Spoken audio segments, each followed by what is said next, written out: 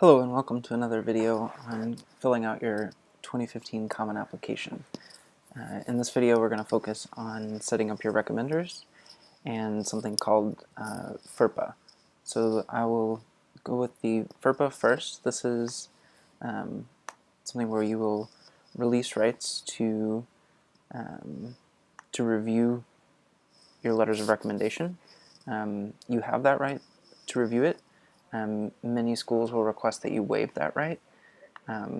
If you waive that right, as you see right here, it lets colleges know that you didn't edit or participate or otherwise see your recommendation. So it gives them further assurance that your recommenders are being completely honest and sharing everything that they would want to say about you. You all have, recommenders have great things to say about you, so I don't think you have much cause for concern. And this, by waiving this right, you just, again, attest to your colleges that the letters are candid and sharing everything that the recommender would want to share. Again, this is your right, though, so I won't tell you one way or another that you have to waive it or not. You can discuss this with your counselor as well at school if you're still unsure. As long as you're comfortable with waiving this, either way you would say, I have read and understood this, and you'll just fill this out once for all your recommendations in all your schools. And here you will authorize every school to release records and recommendations. One important note for anyone whose school uses Naviance or a similar system: if you don't waive your rights, then this system won't work. They won't be able to upload transcripts, fee waivers, counselor reports, or recommendations from your teachers. So if your school uses Naviance, that does pretty much force you to waive your right to be able to use the services that your school has. Otherwise, you choose here whether to waive your right or not. For my application, I'm going to choose to waive my right. And here, again, you'll fill this out just once, and once you submit any recommendation or application, you won't be able to change this, so you just do this one time. So I'm going to go ahead and certify that. The date is filled in automatically, and that is the FERPA release. Now that my records are authorized to be released, I can invite a counselor, invite a teacher, or invite other recommenders. This is what your page will look like if you don't have Naviance. I'm going to make one quick change to my application so that you can see an example of, if you do have Naviance at your school, what your page will look like. So another school.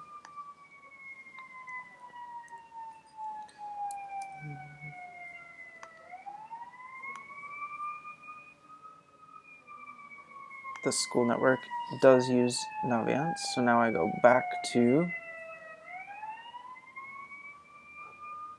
my recommendations.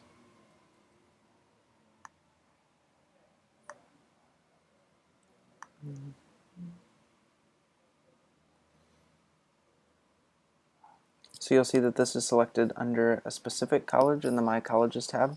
It's how you get to choose your different recommenders and match them with different schools. So if you have Naviance and your school uses this program, Naviance eDocs, then this is what you'll see. You have to talk with your counselor to get all of these items sent directly from your school to the colleges you're applying to, and your teachers will also submit their recommendations through Naviance. If they prefer, they can fill it out on paper, but then they have to mail it to each school. As long as they're doing it electronically, that will again happen through your school's Naviance system, and you can talk with your counselor to confirm. Whether you have Naviance or not, I'm going to show you just an example of how you can add a recommender, and they will receive an invitation to recommend you. So this could be somebody from a program, could be a variety of different options that wouldn't fit in one of your core classes otherwise. Could be a coach, a religious figure, could be a college access counselor such as myself, employer, and so on. Some schools even ask for a peer, so a fellow student, to recommend you. So I'm going to ask one of my coworkers to recommend me. And I simply add the recommender. So now he's been invited and will be matched with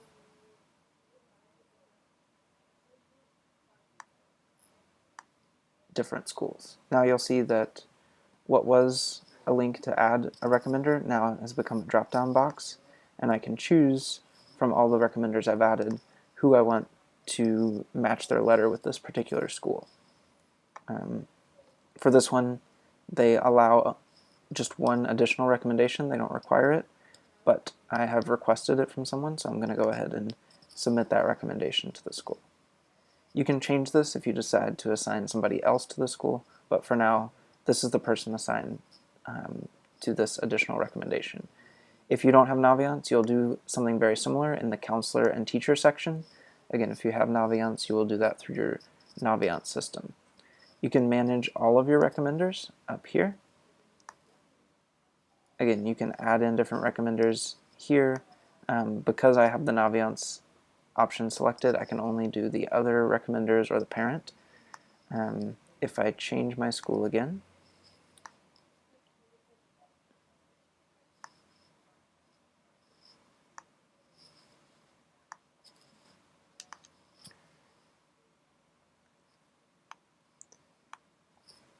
back to a school not using Naviance.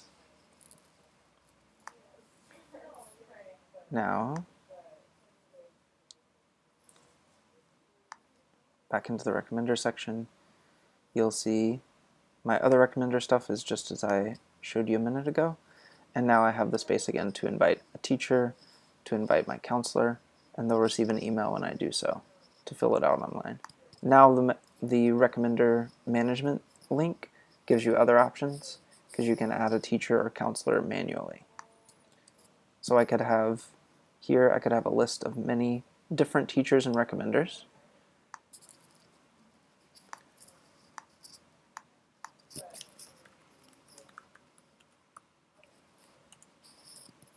Let's say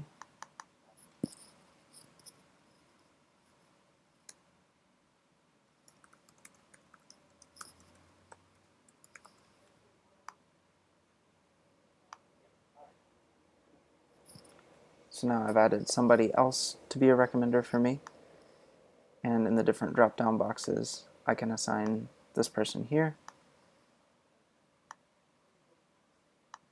I can also, if I were to make this person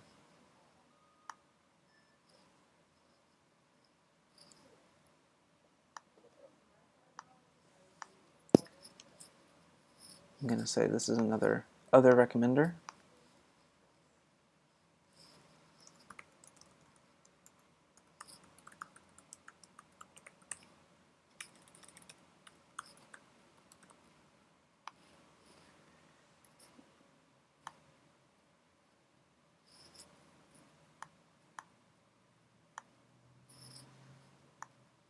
And now you'll see I have multiple options in the drop-down box. So for one school, I could choose Charlie, then for another, so I went from Bowdoin up to Beloit. They allow 2 additional recommenders, but I could just choose one. So if somebody writes you a recommendation for a specific school, you can match it with only that school, or you can match it with all of your schools. This is how you will invite all of your recommenders. Remember the difference between if you have Naviance or not. This is the example again of what it looks like if you do not have Naviance.